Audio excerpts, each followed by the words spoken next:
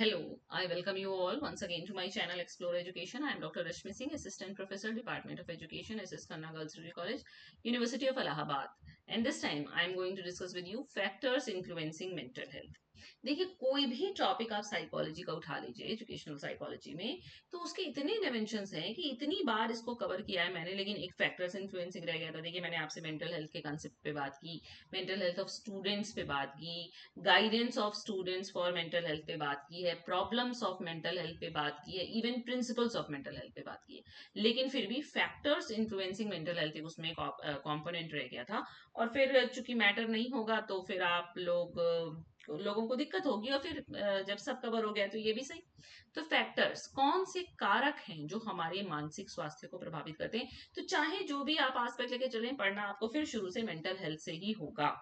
तो शुरू करते हैं मेंटल हेल्थ। हम इसमें बात करेंगे डेफिनेशन और डब्ल्यूएचओ का फ्रेमवर्क, बायोलॉजिकल। अब यहाँ के बाद फैक्टर्स शुरू हुए। कौन कौन से फैक्टर्स है? बायोलॉजिकल फैक्टर्स है, साइकोलॉजिकल फैक्टर्स मतलब जैविक कारक, मनोवैज्ञानिक कारक, सामाजिक एवं पर्यावरणीय कारक, सामाजिक आर्थिक स्थिति और सांस्कृतिक प्रभाव, लाइफ इवेंट और स्ट्रेस भी एक कारक है। प्रोटेक्टिव फैक्टर्स इन रिजिलियंस, आप कैसे शो कर सकते हैं मेंटल हेल्थ के लिए, और क्लिनिकल इंप्लीकेशंस यानी कि इसके नैदानिक क्या निहितार्थ हैं। ओके, तो शुरू करते हैं डब्ल्यूएचओ की डेफिनेशन से। बार बार हम वहीं से शुरू करते हैं कि mental health is a state of mental wellbeing, हमारा मानसिक कल्याण की स्थिति है, that enables people to cope. ये हमको मानसिक स्वास्थ्य कब कहा जाएगा? हम मानसिक रूप से स्वस्थ हैं जब हमारे पास ये योग्यता होगी कि हम जिंदगी के स्ट्रेसेस, भाई स्ट्रेस किसकी लाइफ में नहीं है, सबकी लाइफ में स्ट्रेस है, तो उससे कोप अप कर पाएंगे, उसका सामना कर पाएंगे, अपनी एबिलिटीज को रियलाइज कर पाएंगे, अच्छे से सीखेंगे, अच्छे से काम करेंगे और समुदाय के प्रति अपना योगदान करेंगे। अगर इतना हम कर लेते हैं, इसका मतलब हम मानसिक रूप से स्वस्थ हैं। क्योंकि आपको स्ट्रेस से कोप अप करना सीखना है। आपको ऐसी लाइफ के लिए नहीं प्रयासरत रहना जिसमें स्ट्रेस ना हो। ऐसी लाइफ किसी की नहीं, सबकी लाइफ में स्ट्रेस है। अंबानी अडानी की लाइफ में भी स्ट्रेस है। अब कैसे वो उतने अमीर बने रहे। अभी एक आर्टिकल पढ़ रही थी, उसमें ये जो ईरान युद्ध के कारण पता नहीं कितने अरब billion, I don't know about the figure, मैंने उस पर ध्यान नहीं दिया, लेकिन एक बड़ी धनराशि का नुकसान हुआ है अंबानी साहब को। तो ये भी तो स्ट्रेस है। हम लोगों को लगता है उनकी लाइफ में कोई स्ट्रेस नहीं, बहुत स्ट्रेस है, और हमारे अपने छोटे छोटे स्ट्रेसेस हैं। तो सबकी लाइफ में स्ट्रेस है, तो हमको स्ट्रेस से कोप अप करना सीखना है। ये डेफिनेशन डब्ल्यूएचओ ने 2022 में दी है। और वो कह रहा है कि 3 एस्पेक्ट होते हैं मेंटल हेल्थ के। इमोशनल तो होता ही है कि जैसे इमोशनल इंटेलिजेंस एक तरीके से, जिसमें हम लोग पढ़ते हैं ना कि ability to manage feelings, express emotions appropriately and recover from distress, यानी कि हम अपनी फीलिंग्स को मैनेज कर पाए, ये योग्यता हो। हम एक्सप्रेस कर पाए अपने इमोशंस को अप्रोप्रिएटली, मतलब उपयुक्त रूप से, उपयुक्त जगह पे, उपयुक्त तरीके से, और डिस्ट्रेस से रिकवर कर पाए। स्ट्रेस रोज है, लेकिन रोज हम में एक जीविशा है जीने की और नया कुछ करने की, नाम कमाने के लिए, तो फिर हम उठते हैं और फिर अपने स्ट्रेसेस से कोप अप करते हैं। सोशल सोशल डायमेंशन इसका ये है कि हमारी ये योग्यता हो कि हम संबंध बना पाए। देखिए, ये बहुत बड़ा एक पॉइंट है बीइंग अ ह्यूमन। हम सोशल ह्यूमन बींग्स हैं, सोशल बींग्स हैं, कि हम चाहते हैं कि हमारा रिलेशनशिप हो। आप ऐसे नहीं खुश रह सकते कि आपका किसी से दोस्ती नहीं है, कोई आपका नहीं है, कोई किसी पे आप रिलाय नहीं कर सकते, कोई ऐसा ट्रस्ट वर्दी आपकी जिंदगी में नहीं है, तो फिर आपका लिए कोप अप करना बहुत मुश्किल है। इंगेज विद अदर्स, हमारी रिलेशनशिप दूसरों के साथ हो, हम दूसरों के साथ इंगेज हो और मीनिंगफुल रूप से सोसाइटी को कंट्रीब्यूट कर सके। और कॉग्निटिव डायमेंशन भी इसका है कि हम अच्छे से सोच सकें, हम डिसीजन ले सकें, हमारे में स्मृति की क्षमता हो, और ये क्षमता हो कि हम सीखें और अनुकूलित हो, इसकी भी योग्यता हो। तो अब शुरू करते हैं बायोलॉजिकल फैक्टर्स। तो बायोलॉजिकल फैक्टर्स में क्या आ जाएगा? हमारा जेनेटिक्स, हमको आनुवंशिकी में क्या मिला है, हमारी न्यूरोकेमिस्ट्री, हमारे ब्रेन के न्यूरॉन्स क्या कह रहे हैं, और हमारी ब्रेन की संरचना क्या है। तो इसमें आ जाएगा जेनेटिक प्रीडिस्पोजिशन, किस प्रीडिस्पोजिशन से आप पैदा हुए हैं। जैसे हेरिटेबिलिटी, कुछ हम लोग को बीमारियां आनुवंशिकता में मिलती हैं, जैसे schizophrenia, bipolar disorder, MDD, polygenic risk scores are emerging clinical tools, है ना। Gene environment interactions are critical, मतलब कि इससे आप ये समझ लें कि हमको कभी कभी मेंटल हेल्थ के मतलब मानसिक स्वास्थ्य का अच्छा ना होना भी हमको हो सकता है कि आनुवंशिकी में मिला हो। न्यूरोकेमिस्ट्री हमारी ऐसी हो कि जो उसमें हार्मोन्स हैं, जो उसमें केमिकल्स हैं, वो लिंक करते हैं हमारे मूड की एंजाइटी से। कहते हैं ना कि चॉकलेट खा लो तो उसमें मूड एलिवेटिंग एजेंट होता है। आपका मूड अच्छा हो जाता है चॉकलेट खाने से। तो मूड और एंग्जाइटी के लिए भी इस तरीके से कई केमिकल्स हैं जो जिम्मेदार हैं। तो आपके ब्रेन में किसकी यू कैन से की उपस्थिति ज्यादा है, या क्या ज्यादा सिक्रीट हो रहा है। साइकोसिस के लिए मोनेमीन हाइपोथेसिस के लिए ग्लूटेमेट हाइपोथेसिस फॉर शाइजोफ्रेनिया, ये सारी बातें आप इतनी केमिस्ट्री में मत जाइए, बस आप इतना समझिए कि न्यूरोकेमिस्ट्री प्रभावित करती है, जेनेटिक प्रीडिस्पोजिशन प्रभावित करता है, और हमारे मस्तिष्क की संरचना और उसका कार्य भी प्रभावित करता है। कहते हैं कि डिप्रेशन और शाइजोफ्रेनिया में हमारा जो प्री फ्रंटल कॉर्टेक्स है वो छोटा हो जाता है वॉल्यूम में। तो इतना आपको ब्रेन की संरचना नहीं पता होगी, आप इसको रहने दीजिए, बस आप ऐसे समझ लीजिए कि हमारे मस्तिष्क की संरचना और कार्य भी मानसिक स्वास्थ्य को प्रभावित करते हैं जब जैविक कारकों के अंतर्गत। हार्मोनल इन्फ्लुएंसेस, जैसे थायराइड हार्मोन, जब हाइपोथायरॉयडिज्म होता है तो हमें डिप्रेशन होने लगता है। हाइपो मतलब कम, जब आपकी थायराइड ग्रंथि कम हार्मोन निकालती है तो आप डिप्रेशन के शिकार शिकार हो जाते हैं। कॉर्टिसोल से क्रोनिक स्ट्रेस होता है। सेक्स हार्मोन्स के सिक्रीशन और ओवर सिक्रीशन और हाइपो सिक्रीशन से पोस्टपार्टम डिप्रेशन होता है। प्री मेंस्ट्रुअल डिस्फोरिक डिसऑर्डर हो सकता है। तो ये बड़े आपको you can say chemical medical terms है, लेकिन आप ऐसे समझिए कि हार्मोनल यानी कि जो हार्मोन्स हैं वो भी इन्फ्लुएंस करते हैं हमारी मेंटल हेल्थ को। उनका सिक्रेशन बढ़ जाए या घट जाए हमारे शरीर में, तो हमारी जो मानसिक स्वास्थ्य, मतलब हम परेशान रहने लगेंगे, हम एनेक्शियस रहने लगेंगे, हम डिप्रेस्ड हो जाएंगे। और फिजिकल हेल्थ, भाई स्वस्थ रहेंगे तभी मानसिक रूप से स्वस्थ रहेंगे। अगर आप लगातार बीमार चल रहे हैं तो फिर आपका मानसिक स्वास्थ्य कितने दिन ठीक रहेगा, नहीं ठीक रहेगा। फिर प्री नेटल और पेरी नेटल फैक्टर्स भी होते हैं, जैसे मैटरनल स्ट्रेस या कोई इन्फेक्शन हो जाए, है ना। तो इस तरीके की चीजें भी हमें प्रभावित करती हैं। तो ये सब जैविक कारक हैं जो मानसिक स्वास्थ्य को प्रभावित करते हैं। अब आ रहा है साइकोलॉजिकल फैक्टर। ये तो आपको लगता ही है कि मन, साइकी ही तो हमारे मन को सीधे इफेक्ट कर रही है, यानी कि हमारी पर्सनैलिटी, हमारा कॉग्निशन, हमारा कोपिंग स्टाइल। कोपिंग स्टाइल पे आपसे अभी तक अलग से बात नहीं हुई है, हालांकि कोपिंग स्टाइल भी एक बड़ा लेजारस का काम है कोपिंग स्टाइल पे। ये भी एक बढ़िया कंस्ट्रक्ट है साइकोलॉजी में, कि हम कैसे कोप अप करते हैं, सामना कैसे करते हैं जब हमारी जिंदगी में दुख तकलीफ आती है। तो उसके भी अलग अलग तरीके हैं। ये देखिए, पहले कॉग्निटिव स्टाइल ही पढ़ लेते हैं। प्रॉब्लम फोकस्ड होती है, जब हम वो काम करते हैं कि प्रॉब्लम के मतलब डायरेक्ट गोल उस पे काम करते हैं, कारक पे जिसने प्रॉब्लम क्रिएट की उसको घटाने का काम करते हैं। तो ये बढ़िया कॉग्निटिव स्टाइल मानी जाती है। इमोशन फोकस्ड, कि हम किसी से अपना दुख शेयर करके रो धो के अगर अपनी कोपिंग स्टाइल, ये भी कोपिंग स्टाइल है। अवॉइडेंट कोपिंग, वो काम ही नहीं करेंगे जिसमें दिक्कत है ना। हालांकि ये मैल एडेप्टिव मानी जाती है। मान लीजिए कि आपको दिक्कत एग्जाम से, तो एग्जाम ही मत दीजिए, तो ये मैल एडेप्टिव है, यानी कि आप गलत तरीके से अडेप्ट हो रहे हैं। और र्यूमिनेशन भी एक तरीके की कोपिंग स्टाइल है, जिसमें आप बार बार नेगेटिव थिंकिंग आपके दिमाग में आती है। ठीक है। अच्छा, अब साइकोलॉजिकल फैक्टर में हमारा पर्सनैलिटी ट्रेट, जैसे हम हाई न्यूरोटिक आदमी हैं, हमारे में लो कॉन्सेंट्रेसनेस है, हम इंट्रोवर्ट हैं, ये सब हायर वल्नरेबिलिटी से जुड़ा है। ये बिग फाइव मॉडल, ये जो पर्सनैलिटी ट्रेट पेन थेरी होती है ना, वहीं से बिग फाइव थेरी निकल के आई है। ये थोड़ा सा डीप जाना पड़ेगा आपको साइकोलॉजी में। आप ऊपर सुपरफिशियली ऐसे समझिए कि व्यक्तित्व के गुण जो हैं वो हमारे मेंटल हेल्थ को प्रभावित करते हैं। कॉग्निटिव स्कीमा, जैसे हम नेगेटिव कॉग्निटिव ट्रायड में चले जाएं, हमको सब कुछ नेगेटिव लगने लगे, हमको अपने आप में नेगेटिविटी दिखे, हमको दुनिया में नेगेटिविटी दिखे, हमें लगे भविष्य अंधकार में हो गया, तो ये सब क्या है, यहाँ चल रहा है सब ना।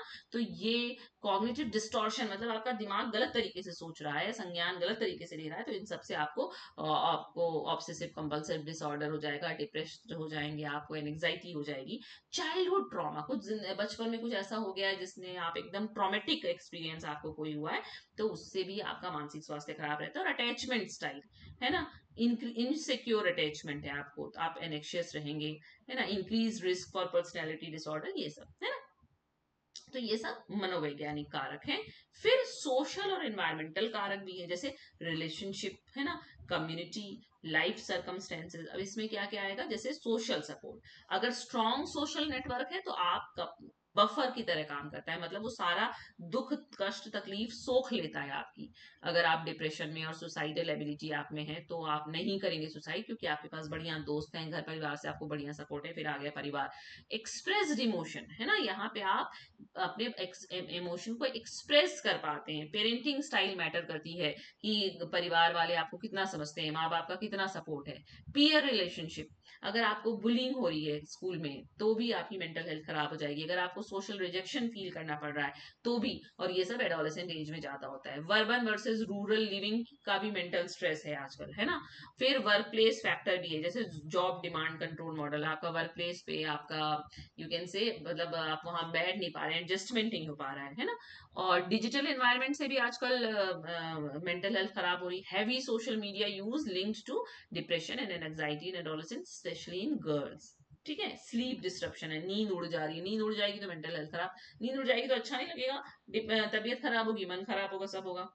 फिर socio economic and cultural factors भी हैं, जैसे गरीबी है, असमानता है, किसी चीज का स्टिग्मा है, कल्चर है आपका ऐसा, जैसे पावर्टी एंड डिप्राइवेशन, आप गरीब हैं, है ना, तो strong social gradient mental health में मिलता है कि आपके पास कितना मतलब आपका सोशल स्टेटस क्या है समाज में। एजुकेशन और लिटरेसी कम है आपके पास, एम्प्लॉयमेंट नहीं है आपके पास, इनकम में इनइक्वालिटी है, इन सब से आपका ये सब डिटर्मिनेंट है, मतलब निर्धारक तत्व हैं मानसिक स्वास्थ्य सुनिश्चित करने में। उसी तरह से कल्चरल फैक्टर भी है, जैसे स्टिग्मा है, डिस्क्रिमिनेशन है, भेदभाव होता है आपके संग, कल्चरल आइटम्स ऑफ डिस्ट्रेस है ना, जेंडर नॉर्म, है ना, ये भी मेंटल हेल्थ खराब होती है, जैसे कि भाई फीमेल जेंडर को सबऑर्डिनेट तरीके से समाज में रखा जाता है, मेल जेंडर को अपर एज है ना, एकल्चरेशन का भी स्ट्रेस है। तो ये सब पहले आपको ये फैक्टर भी कितना एक्सप्लेन कर सकती हूँ मैं आपको, इन फैक्टर्स के नाम पता, मतलब इनके कंसेप्चुलाइजेशन होना चाहिए कि जेंडर नॉर्म का क्या मतलब है, एकल्चरेशन, हम लोगों ने बहुत बार एकल्चरेशन की बात की है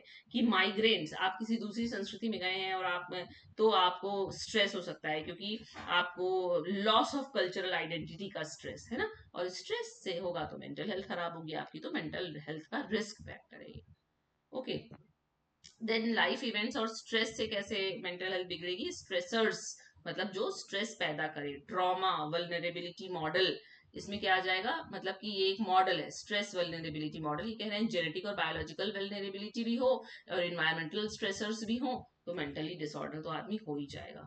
जैसे किसी की डेथ हो जाए, कोई स्पाउस की, किसी चाइल्ड की, तो ये बहुत स्ट्रेसफुल लाइफ इवेंट होता है और इससे मेंटल हेल्थ खराब होती है। रिलेशनशिप ब्रेक डाउन हो जाए, है ना, डाइवोर्स हो, सेपरेशन हो, तो इन सबसे depression and anxiety, alcohol misuse बढ़ता है। कोई ट्रॉमा है आपको मिला, कोई क्रोनिक स्ट्रेसर है जो लगातार आपको स्ट्रेस दे रहा है ना, तो इससे भी आपकी मेंटल हेल्थ खराब होगी।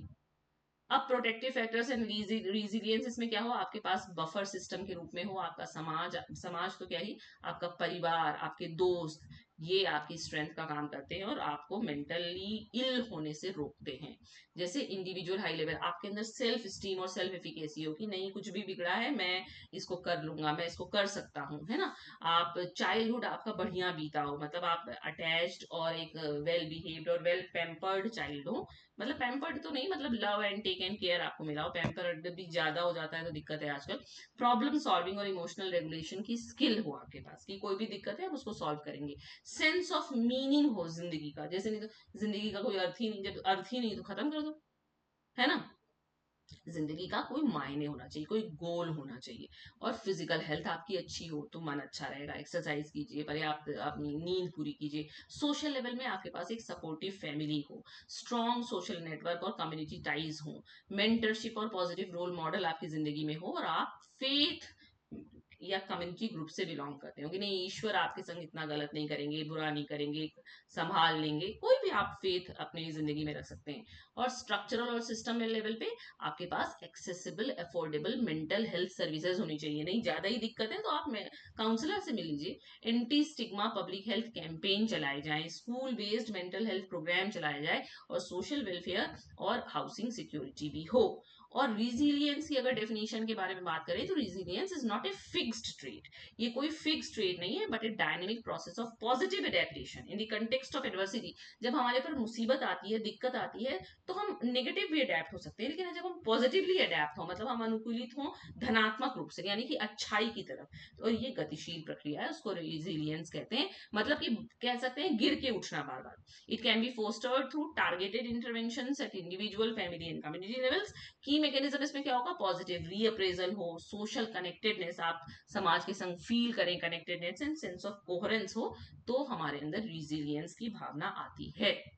और क्लिनिकल इम्प्लीकेशन इसके क्या है, मतलब इसके क्या नैदानिक निहितार्थ हैं, तो bio social formulation, clinical implications for practice, मतलब कि हम कैसे सुधार सकते हैं मेंटल हेल्थ, होलिस्टिक असेसमेंट किया जाए, आपका स्टेप्ड केयर मॉडल चलाया जाए, इविडेंस बेस्ड इंटरवेंशंस किए जाएं, प्रिवेंशन हो और मेंटल हेल्थ प्रमोशन के कार्यक्रम हो और कल्चरल कॉम्पिटेंस भी हो, तो आप कह सकते हैं कि मेंटल हेल्थ को बेहतर मतलब क्लिनिकली कैसे ट्रीट कर सकते हैं, क्लिनिकल इम्प्लीकेशंस इसके क्या हैं। और की टेक अवेज क्या है कि mental health is determined by a complex interplay of biological, psychological, social, economic and cultural factors। यानी इतने फैक्टर्स इन्वॉल्व होते हैं, इंटरसेक्ट करते हैं, इंटीग्रेट करते हैं, तब जाके हमारी आपकी मेंटल हेल्थ सुनिश्चित होती है। यानी जैविक भी, मनोवैज्ञानिक भी, सामाजिक, आर्थिक, सांस्कृतिक, और no single factor is deterministic. आप ये नहीं कह सकते कि सिर्फ इस वजह से हमारी मेंटल हेल्थ खराब हुई है। Vulnerability and resilience interact dynamically across the life span. हम आज हमारी मेंटल हेल्थ खराब है, कल ठीक रहती है, फिर खराब रहती है, फिर ठीक रहती है, मतलब लगातार ये गतिशील है। क्यों? क्योंकि इसमें बहुत सारे फैक्टर्स काम कर रहे हैं। फिर bio psychosocial formulation is essential for comprehensive clinical assessment and effective treatment planning. यानी कि पूरा हमारी बायोलॉजी भी चेक की जाए, साइकी भी चेक की जाए, सोशल एस्पेक्ट क्या है, सब आप देखेंगे, तब आप एक कॉम्प्रिहेंसिव यानी व्यापक क्लिनिकल असेसमेंट हमारा कर पाएंगे और तब इफेक्टिव ट्रीटमेंट दिया जा सकेगा। Addressing social determinants of mental health requires both clinic and public health approaches. यानी कि पब्लिक हेल्थ और क्लिनिकल दोनों अप्रोचेस को फॉलो करेंगे तो बढ़िया सोशल डिटर्मिनेंट आप मेंटल हेल्थ का एड्रेस कर पाएंगे। और cultural competence and sensitivity are non negotiable in diverse clinical settings, ये भी बात है। और protective factors and resilience can be actively cultivated, यानी कि हम कल्टिवेट कर सकते हैं अपने स्टूडेंट्स में रिजिलियंस की भावना, प्रोटेक्टिव फैक्टर की भावना। और prevention is as important as treatment, यानी कि मेंटल हेल्थ को खराब ही ना होने दें, ट्रीटमेंट की जरूरत ही नहीं आएगी। और मान लीजिए खराब हो गया तो ट्रीटमेंट किया जा सकता है, मतलब इसको कोई स्टिग्मा ना हो, है ना, कि अरे वो भी पागल हो गया है, लोग ऐसे बोलने लगते हैं ना। पागल नहीं, हम सभी की मेंटल हेल्थ खराब होती है। और अगर हमारे पास, और क्यों ठीक हो जाती है, क्योंकि हमारे पास सपोर्ट सिस्टम है। अगर हमारे आपके पास भी सपोर्ट सिस्टम नहीं होगा तो हम सब मेंटली इल ही हो जाएंगे। ओके, सो ये एक थोड़ा सा रिच कंटेंट है। लेकिन आप यूजी लेवल पे हैं तो आप सुपरफिशियली मतलब हेडिंग्स को ध्यान दे दीजिए और उसके अंदर मैटर ले लीजिए। आप पीजी लेवल पे हैं तो आप उसके अंदर का मैटर और इनरिच कर लीजिए। आप प्योर साइकोलॉजिकल बैकग्राउंड के हैं तो आप और इनरिच कर लीजिए। इवन साइंटिफिक मतलब साइंस के इसमें हार्मोनल, न्यूरो साइंस, न्यूरोकेमिस्ट्री, बहुत सारे टर्म्स यूज हुए हैं, तो आप अपने अपने लेवल के हिसाब से इस लेक्चर को अकॉर्डिंगली अडेप्ट कर सकते हैं। But these are the factors which are determinant for addressing, for shaping our mental health. Okay, so thank you.